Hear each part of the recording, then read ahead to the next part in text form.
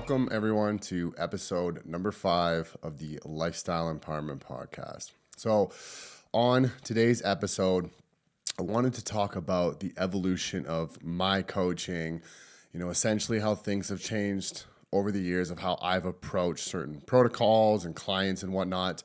Also too, I want to talk a little bit about like some of the mistakes that I have made, and learned from, and just some general history of like how I began and what led me up to this point. Because one thing that I've kind of always said is things are forever changing, especially in like the world of science and the human body and how it's always adapting and whatnot. So you always have to like continuously learn and reach out further and think outside the box and all these kind of things. So over the years that I've done this, I've changed a lot in how I approach things. Both good and bad. And many clients and people have reaped the benefits, but they've also reaped, the kind of not necessarily lost time, but like just that learning curve of, okay, we tried this and maybe that wasn't quite the right thing. But once again, learn from that mistake, or not always a mistake, but learn from that aspect and realize there was a bigger picture to play and kind of grew upon that. So how I started this was, I had my own health problems, but at the time, it wasn't like the health wasn't the concern. The physique was the concern. So I had sought out the help of this person who was a bodybuilding coach. Now, he looked great, big jacked guy, lots of muscle, great speaker. He had coached a lot of people to the stage, and they had done really, really well. Lots of wins under his belt and everything. And I looked up to him quite a bit. And so eventually, I reached out and said, hey, like, I'd like to work with you. And I remember the initial conversation, like he kind of didn't really say a lot. I didn't have really any idea what was going on, but I put my trust in this individual. And then it was the initial fee, I think, was $500. And at the time, I didn't understand. I'd never worked with a coach before. I'd never done anything like this. So I had no idea what this was like. I had no idea what it offered. I had no idea what prices were, any of that kind of stuff. And I'll never forget, I did mention that. I was like, why is this so expensive? And he kind of laughed in my face, and he's like, that's cheap for the information that I provide. That's cheap for my knowledge. And where I'm at today, I understand that now. I understand the value of the knowledge. You're not paying for a piece of paper. You're not paying for an email. You are paying for that individual's experience and knowledge and the time that they put into getting to the point of where they're at. And I think that's important for people to understand, because I don't think a lot of people realize that. It could take somebody maybe a half hour, an hour to do a meal plan, right? And you think, okay, well, how is $500 worth that? Or maybe even 15 minutes to do a meal plan. But everything spent to get to the point where it took that person 15 half hour to do a meal plan, that's what you are paying for. That's what you are investing in, right? So not understanding at the time, but I was all in anyways. I was like, yep, he looks great, so I'm going to look great, and this is what I want. So my main focus was the physique.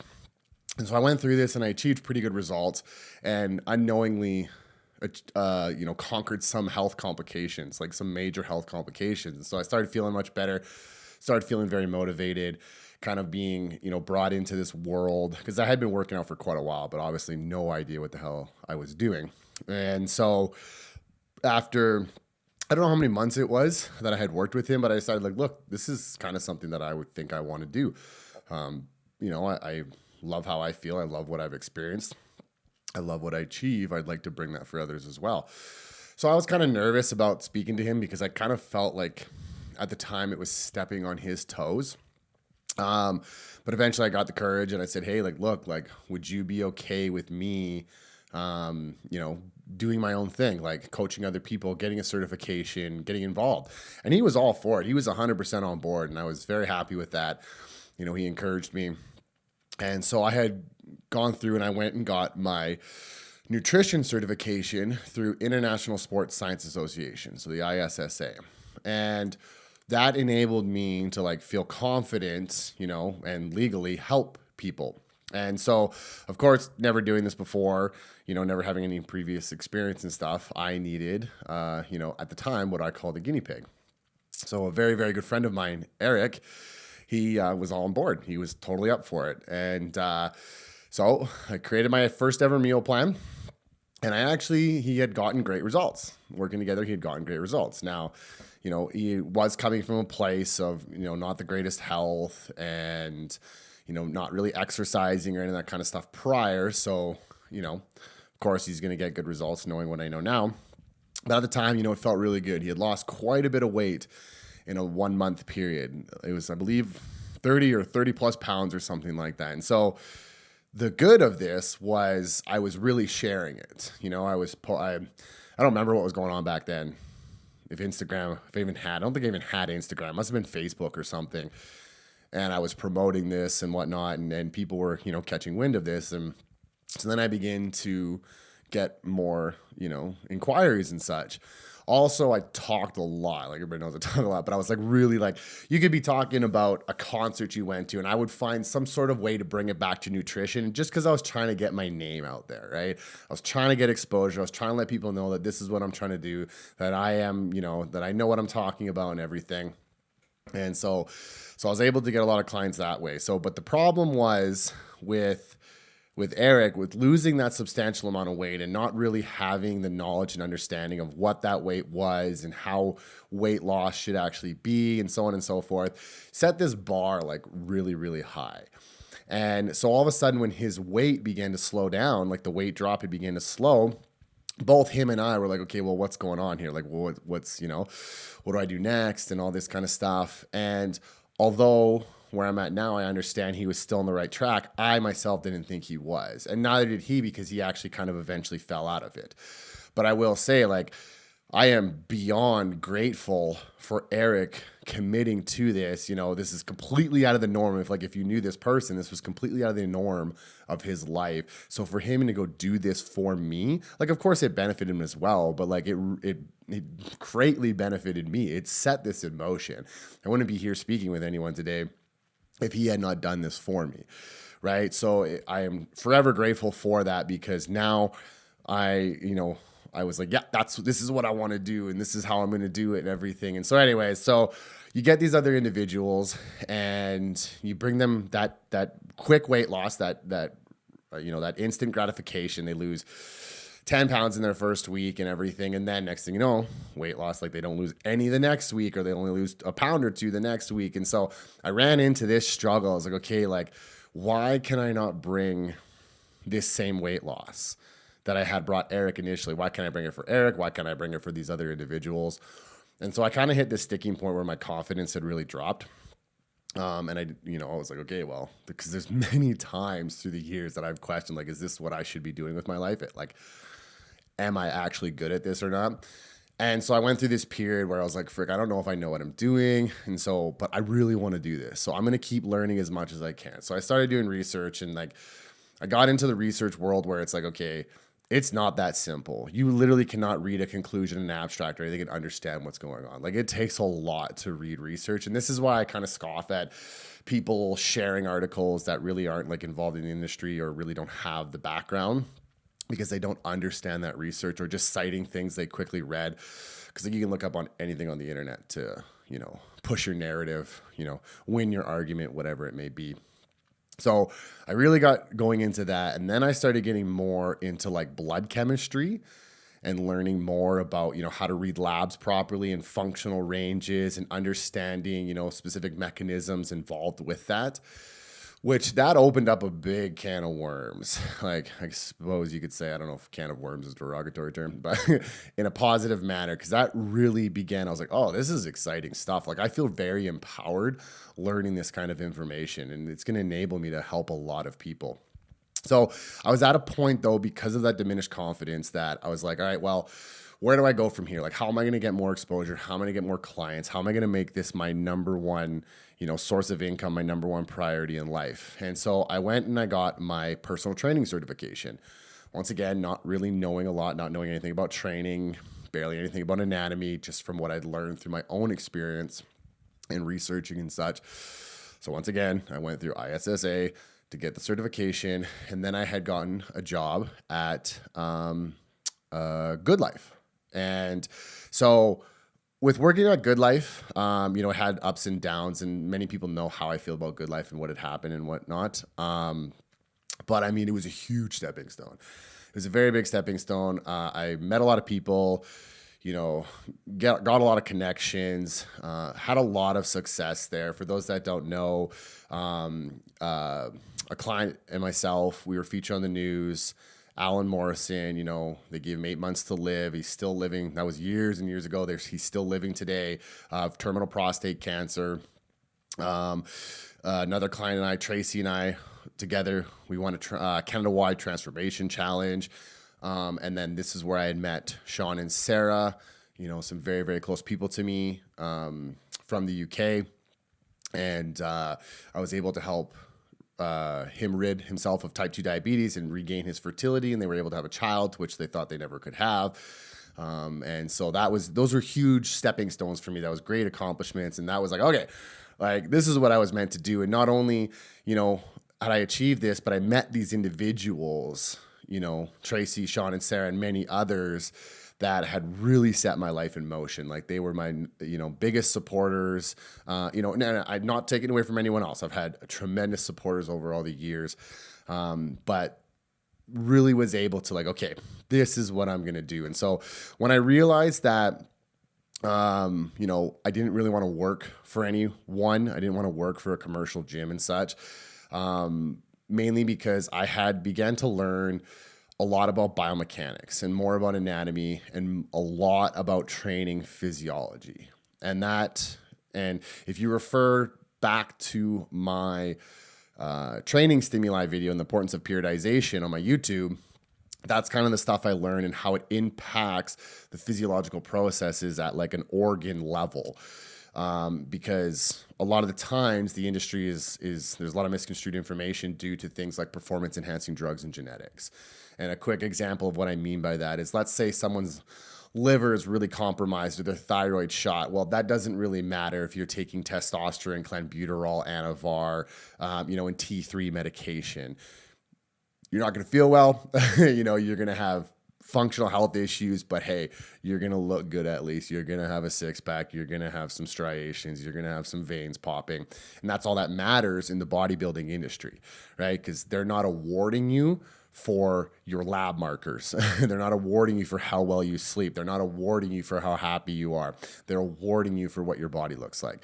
And that's, you know, this is why a lot of people don't understand functional health, is because that stuff isn't important when you have drugs to play a part. So I didn't get those clients. I'm not a bodybuilder. I'm not a competitor. I'm not shredded and stepped on stage. Although I have gone down a single digit body fat percentage to prove I could, I am not that. So I wasn't attracting those kind of clients. I was attracting the ones with diabetes, with cancer, with autoimmune diseases, with polycystic ovarian syndrome, endometriosis, Hashimoto's, hypothyroidism, all these kind of specific health complications and diseases that were just like, whoa, like, what do I do here, right? So once again, I was just like, okay, I got another dip there. Like there's this continuum that shows like when you don't really know anything and you get involved into something new, whether it's this industry or any other industry, and you achieve some good accomplishments, you get this big sense of confidence, right? And so you go up high on this continuum, and then next thing you know, you run into like, okay, like more people are talking about you, so you're getting these more difficult cases, but you don't know how to work with them. So then you drop down, you're like, okay, well, I know nothing, and your confidence really diminishes. And I don't recall what the graph is, but you can look it up online, like what the terminology is for it, but it's a real thing. And so once again, I was in this dip, like, oh no, I didn't know anything. I didn't know what I was doing. Did I get lucky with these other individuals? And then that is where I started getting more into the functional health realm. I started learning more about functional medicine, taking more courses, more certifications, really learning about the internal physiology, starting with like the gut. Well, actually, no, starting with like liver and hormones and thyroid and all this kind of stuff. Not really learning about the gut at this point. So taking this newfound knowledge, I really got big into helping these individuals, and I made some good initial progress. And then once again, you hit a wall. Okay, weight loss isn't happening, or they're not feeling better, they're not getting more energy, or their inflammation isn't decreasing, or any of that kind of stuff. So then you're like, okay, well, now what? Like, what's the next step? That was like during all of this, I had been dealing with my own health issues. So I'll kind of get into as well. A lot of people know that I got really, really big into supplementation, like really big, because I had addictive tendencies for many, many years, and I channeled them towards supplementation. So not only did I take a ton of supplements myself to just experience, and theoretically from what I researched, like, oh yeah, this is the answer. This is what's going to make me feel better. That went into my clients as well. So I had many, many clients, hey, like you should take this supplement, you should do that because this is what this is going to do. And you're going to feel better if we do this, and so on and so forth. And at first, once again, like these supplements, majority of the individuals were like, okay, cool, I feel better, right? Oh yeah, that supplement really helps. They're kind of because of the money that's being invested into this, but hey, it's working. But then hit a wall again, right? And it's like, holy, okay, like why does this continuously happen? Why do these people continuously relapse? Why do I continuously relapse after everything that I've been doing and all the money that I've thrown at my health and everything? I don't understand why this repeats, or why as the years go on, the health keeps degrading, even though you were eating healthy and exercising. So that is when I really began to learn about gut health and the microbiome and neurotransmitters and everything involved with the gut. And that was probably the biggest piece, was like, okay, now I understand why individuals experience this, because usually the root cause is gut health. Now, you have to be careful when saying the root cause because, well, what caused the gut health? So then that technically is the root cause. But when you're looking at it from a paper standpoint, let's say you're looking at a potential gut dysbiosis, overgrowth of bacteria, low pancreatic function, things like that, that make food hard to digest and actually assimilate nutrients, or that, healthy food feeds into existing conditions and stuff. It's like no matter how healthy you eat, you don't get any better and whatnot. And so that was the big game changer. But at the same time, I was also getting into Chinese medicine. So I have my traditional Chinese medicine certifications. And that one was a bit of a doozy, because I'll say too, like with the health issues that I was experiencing, I was very compulsive. So rather than, like, let's say I learned about something, and I'm like, oh my goodness. It was like an epiphany. It was like, oh, this is it. This is what I got to do. This is the supplement that this person needs to take. And this is the protocol that we need to follow. And without really either trying it on myself or doing more research or anything, I just took it at like face value and applied that. And so these clients and myself were just going like all over the place, trying different protocols and whatnot. And holy, am I ever blessed that these individuals stuck through. And because, kudos to them for putting up with that. Not that they never got any results, or it was never a waste. It just wasn't the exact right answer, And one of the reasons being is I was also very reluctant because I didn't fully understand testing, whether that be hormone panels, GI maps, organic acid tests, things like that along those natures, media release testing, all this kind of stuff. Two things, I didn't fully understand it, so I didn't really push for testing. And second, testing can be really expensive. So you say that initially, but then when you look at what testing provides and how much time it can actually save you, you are actually saving money in the end by investing in testing. So now I'm at the point, where it's like, okay, well, I have it I was not mentioning any names, but a specific client that we've tried a bajillion things and, not always the best of luck. And over the years, once again, the health has kind of gotten, this doesn't make any sense. Why is this individual not getting any better? So we finally ran some testing and bam, the gut is just very compromised at this point. And now that we have that information, we can create a much, much, much more targeted plan into this and really accomplish a lot in the next, hopefully in the next couple months, 6 to 8 months kind of thing, and really see the changes that this individual is looking for. So gaining confidence has also enabled me to have that conversation with the client, like, hey, look, this is what you need. You're investing this time and money into this. You might as well go ahead and invest into a test, because you're actually going to save money in the end. So, but back to the Chinese medicine. So once again, I really enjoyed Chinese medicine and it makes a lot of sense, but where it gets kind of messed up and looked at as almost a laughing stock for some individuals because they've seen Chinese medicine and it hasn't done a lot. And I've tried the herbal supplementation. Myself saw some benefits, some others didn't, things like that. But that's for one reason is, back when we'll say when the English, even though it was a French, we'll say when not Chinese people, discovered Chinese medicine. So it was the French initially, and the French had gone in, and they were like, at this time, they were the world's leading neuroscientists, and they had gone in. And if you know Chinese people well, a lot of them can be very secretive. They like to keep their traditions and their knowledge to themselves, just within the Chinese culture. And so when the French had come over, not only did they try deciphering it without the right guidance, but the Chinese also withheld a lot of information. So they kind of just took it at like, okay, this is the central nervous system and this is what it's doing. So this must mean X, Y, Z. And so that's why Chinese medicine gets a lot of flack, was because it was done incorrectly. And so when you actually meet the individuals that are willing to share this knowledge and you learn about Chinese medicine, it's a wonderful, wonderful tool for diagnosing. But this is my personal thought process. I don't know if this is like what you can find in research or whatever, but here's what I believe. When you look at the Chinese culture, they are relatively healthy individuals, right? You're not dealing with a lot of health complications. They usually have decent genetics. They're not eating a lot of processed foods. They don't have the typical Western diet. So when you run into these individuals that have an overgrowth of bacteria, chronic amounts of inflammation, autoimmune diseases and whatnot, the Chinese didn't really work with that a lot. Like they learned a lot by cutting people open alive, but that's not really learning about like the disease and such. So once again, Chinese medicine and supplements and all these kind of things can be really good for targeting symptoms. But when you target a symptom, if you see any benefits from targeting a symptom, usually it's only very short-lived, because then that root cause is still present and then it begins to prevail again. And it beats out it's like medication. You take one medication to address one symptom and it just creates another. So then you take a medication to do that. And so the same thing kind of applies with most supplements and most naturopathic practices and Chinese medicine practices and stuff like that. And so learning this and beginning to understand this was like, okay, this is why gut health has become such a niche of mine and something that and genetics, right? But once again, gut health will alter the genetics. So it usually starts with the gut. Can't remember who it is, but whoever, someone very famous, brain fart, all disease starts in the gut.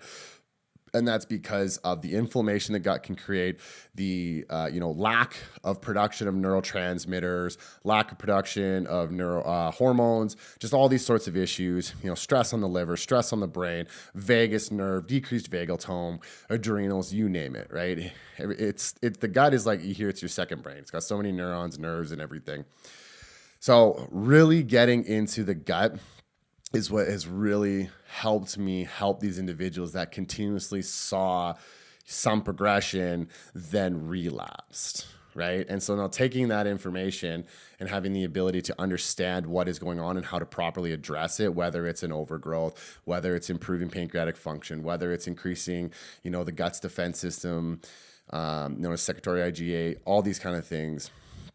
It also helps you understand, okay, well, this is why the liver is doing this. This is why your brain is doing this. This is why you're stressed. This is why the psychological issues, mental health illnesses, all these kind of things. And so having that foundation of the gut really helps address all these other issues. So most people will come to me and they want to like lose weight or something, or they have an autoimmune disease, or, they have chronic inflammation and they're dealing with pain and whatnot and compulsive behaviors or something along the lines of that. You have to have the conversation that, look, it's probably coming from your gut. And most people you see, like I have health appraisal questionnaires, and you'll see in the gastrointestinal section, a lot of them are hitting the high priority based off the score that they received. And so now it's just like, okay, this is extremely common. Most individuals in this society now are struggling with gut issues. You'll always hear some sort of gut complication: constipation, diarrhea, bloating, heartburn, acid reflux, all these kind of things, poor sleep, which heavily links to the gut, these kind of things. And so that's probably the biggest evolution of mine was gut health. But having that foundation in the gut, as I mentioned, like trickles into everything else, your understanding of hormones, your understanding of the thyroid, your understanding of neurotransmitters, you name it, because that is the foundation of everything. So at the point now where out of all the things that I've done in the past, I do my absolute best to not have the erratic behavior of switching protocols unless required, depending on how people respond, because sometimes we'll go into a protocol and they may have a very poor response, which gives me the necessary feedback to know, okay, it's not that this protocol is wrong, it's just not for right now. So we need to transition out of this, perform something else in order to prepare you for this protocol. So whether that's, you go in to kill off bacteria, but their inflammation, their immune system is already too high, too overstimulated. You got to bring that down. You got to, support the liver, do this, X, Y, Z, and then we can go into this, right?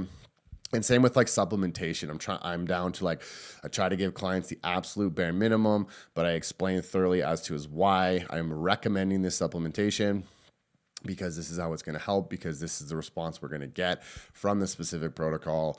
And so having this knowledge and experience has really helped make protocols more efficient, faster, and more, I don't know, more enjoyable compared to what it could have been. It's not like the protocols are always enjoyable, but more enjoyable than what it could have been with not having this knowledge and the pushing of supplementation and the trying to pull from as many different avenues and whatnot to bring this person results. Now it's like, okay, we got this laid out protocol here, and here's how we're going to achieve these results, and here's what may happen if this is what occurs, and so on and so forth. So much more efficient, expedited results now with where I have evolved as the coach that I am. So the big thing too, over the years, so with the mistakes that I've made is, one, it was as mentioned previously, was the urgency, the erratic behavior, because I've always felt like I was stumbling across something amazing. I kind of felt like that inventor that was trying to strike it rich, he invents the next best thing and it fails each time. That's how I kind of felt over the years. And so now I'm much more composed and understanding and realizing that, okay, take your time, read into this a little more, maybe apply 5% of this and work your way up to 100% of it over a period of time, especially if this is something new that you are venturing into.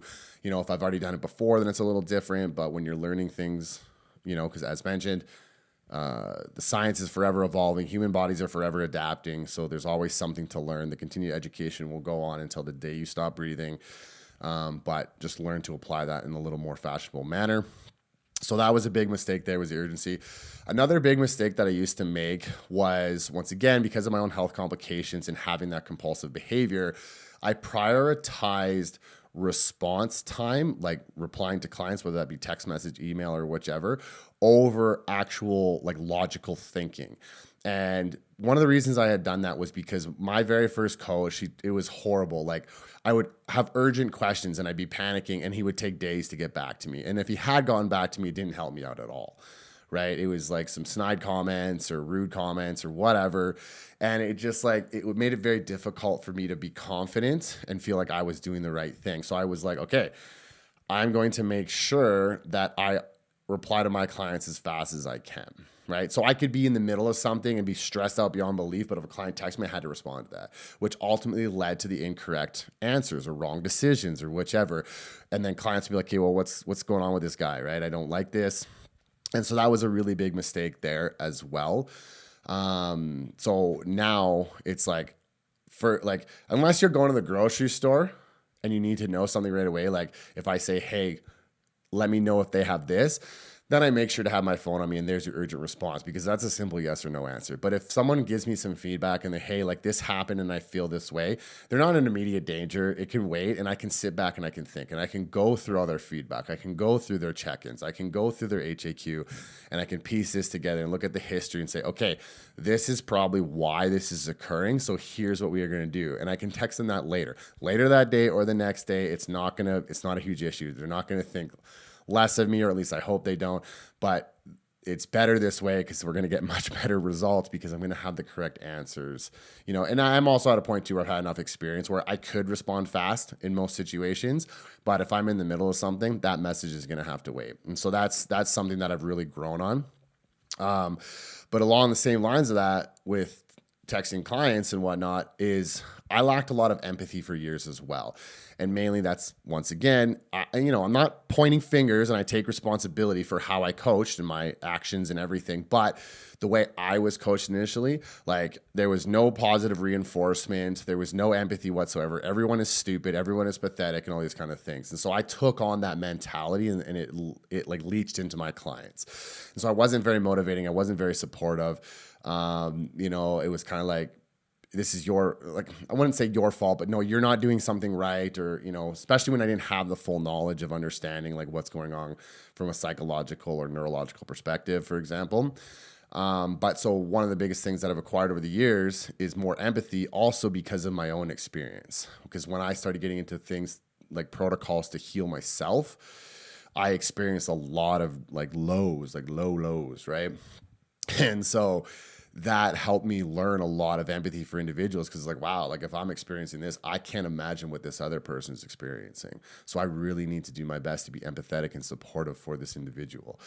And that's something that, I try my best, maybe not the greatest at it, but I definitely try my best to be that way. And just overall better communication. Because branching off of that as well, for example, a lot of coaches will, let's say you check in, you had a bad week, right? Let's say it's nothing to do with the holidays, you just had a bad week. You had a stressful week. So you ate some ice cream, you ate off plan, you didn't exercise, whichever, and you check in. Most coaches will be the motivational speaker. They'll be like, all right, Sandy, let's put your big girl pants on. This is what we're going to do. Okay. You're a strong woman. You can do this. However these motivational speeches go, you're going to kill it next week. I believe in you, so on and so forth. And then it kind of stops there. Like, that's where the coaching ends, because we blame their lack of results on the fact that they ate ice cream and chips and skipped a workout or two.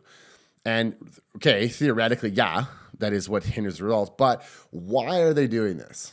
Why are they eating these chips? Why are they eating this ice cream? Why do they not have the energy to work out, right? And so when you look at things like from a neurological perspective, like amygdala and prefrontal cortex and all that kind of stuff, and inflammation, how it affects compulsive behaviors and poor eating habits and blood sugar swings. So of course, yes, I still motivate these individuals. I still say, hey, like, you're going to kill it this week, but I also adjust the plan. So if like this person is like, they're getting brain fog after a specific meal, but they ate chips that week, so I'm not going to change the plan because they ate chips. Well, no, I need to change the plan so they don't get that brain fog, because that brain fog is obviously a symptom of some sort of inflammation or histamine response, which is going to affect their stress management, which is going to affect their sleep, which is going to create blood sugar swings, which is going to create more inflammation, more compulsive behaviors, and lack of discipline.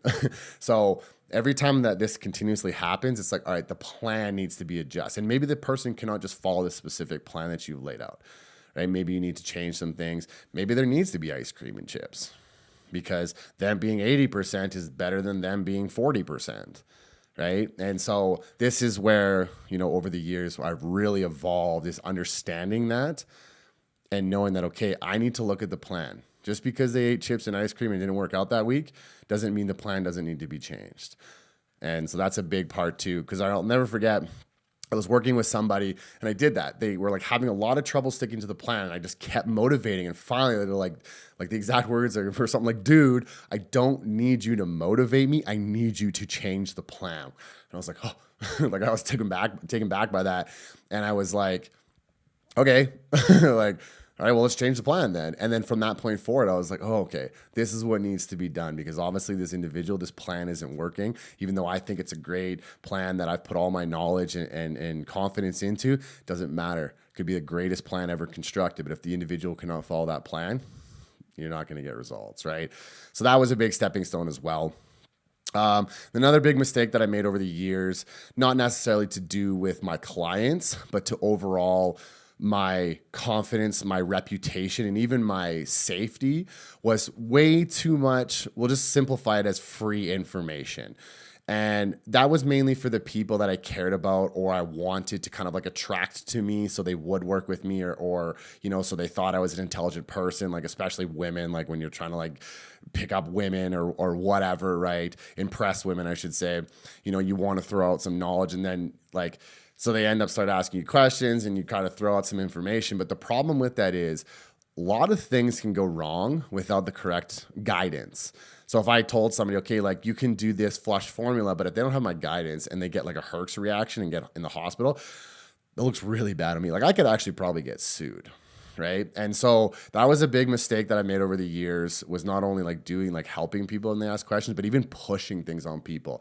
Now, people get really mad about that, but that was coming from a good place because I just wanted this person to feel better and happier. But realistically, trying to jam things down their throat does not make anybody happy.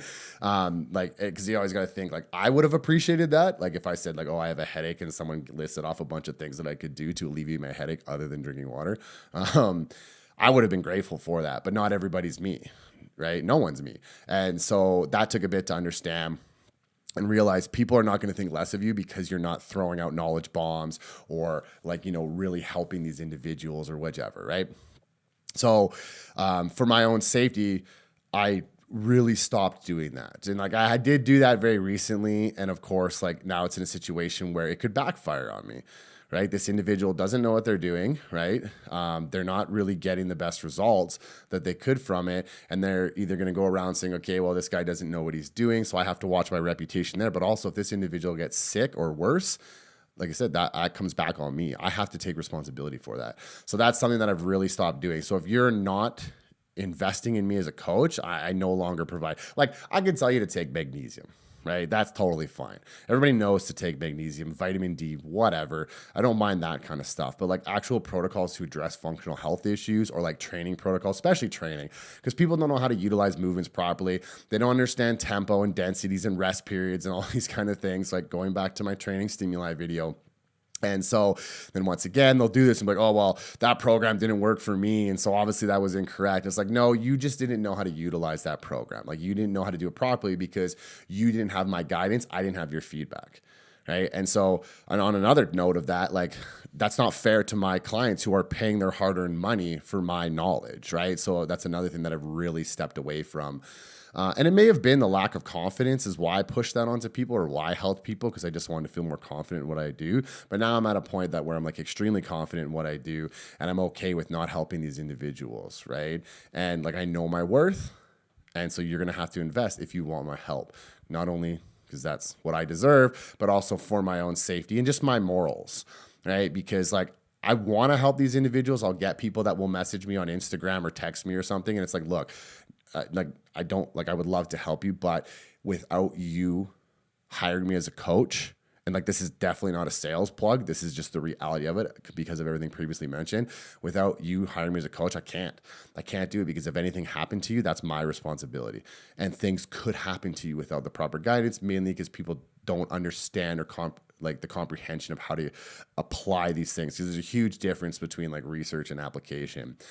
So that's something that I've really stepped away from over the years, just for my own safety and fairness to my clients and fairness to myself, realistically, right? So yeah, like lots has changed throughout the years. I probably could have gone on for much, much longer than I had. I actually re-recorded this podcast because I did go on longer on different tangents and all sorts of stuff, because yeah, there's a lot that has changed over the years. But those are the big focal points. Those are the biggest, impacts that I've had, my career I've experienced for helping individuals, for helping myself, for propelling forward and becoming better at what I do, and just ultimately having the necessary tools to help any individual that I could possibly come across, because that is my goal. I don't ever want to have to send you to someone else. If I have to for whatever reason, because I cannot figure this out, I will have no shame in doing that. But I want to be able to help any individual on this planet. And as where I'm at right now, I'm sure there is something out there that, I've never encountered and would take me a bit to learn. But right now I confidently feel like I can say there isn't a single person on this planet that I cannot work with, just mainly because of my own health experiences and just the wide diversity of clientele that I have worked with over the years and gained that experience. So I'll say it again, like for these individuals, hiring me, investing in me and sticking through with it, and putting their trust in me and experiencing all the ups and downs and everything. I am forever grateful for you, because I would not be where I am today without that. I would not be where I am today without these people struggling to follow a plan, without these health complications these people are experiencing. I wouldn't know half the stuff I do, or a quarter of the stuff I do, which I still don't know a lot if you technically think about it. But thank you all again, for those that have stuck through with it. So thank you all for listening and watching in. Hopefully you enjoyed that, and take care, everybody.